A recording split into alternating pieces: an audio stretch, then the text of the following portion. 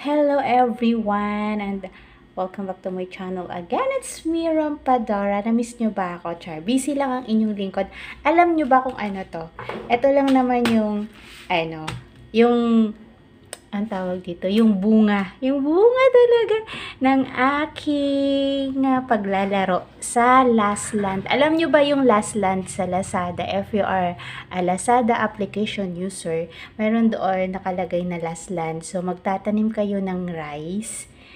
Then, pag na-harvest nyo yun, pag naka-15th harvest kayo nun, ayun, may reward kayo na 1 kilong rice. So, bubuksan natin kasi naka-harvest na ako, naka-15 harvest ako ng rice. So, meron akong, naka-harvest na ako. So, ang aking reward ay, meron siyang 1 kilong bigas. So, ang nakalagay doon is dinurado sa ano. So, yan, titignan natin. Sorry na. Yan, magulo talaga siya. Diba?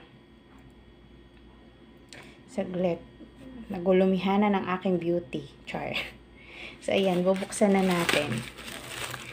Ayan. So, ayan na siya. Oh, 1 kilong bigas. Ay, maganda siyang klase. Naka-bubble wrap pa talaga. 1 kilong rice. Ang nakalagay doon kasi premium dinurado. So, titingnan natin kung dinurado talaga siya. Ay, mukha naman siyang dinurado kasi tingnan nyo yung texture ng bigas. Dandan na natin baka mapunit. Diba? So, kung kaya guys, maglaro na kayo ng Last Land. Kasi alam nyo ba, tingnan nyo, 1 kilong bigas din to. Magkano to? 80 pesos din to. Dinurado. Ang ganda ng texture ng rice niya. See? May expiration date pa. Kailangan makonsume siya ng October 29, 2025. So, ayan siya, Kikita nyo ba yung expiration date niya? Ayan, diba? So, ayan, may bigas na ako. Isang saingan, 2 saingan na rin namin, or 3 saingan. Ayan, guys. So, kung ako sa inyo, magtanim na kayo sa Last Land sa Lazada. Worth it siya, guys, kahit medyo matagal lang kasi pagdating sa 14 and 15 na harvest kasi yun talaga kailangan ng maraming water. Mag-water lang naman kayo dun, diba? So, ayan, bilhin na.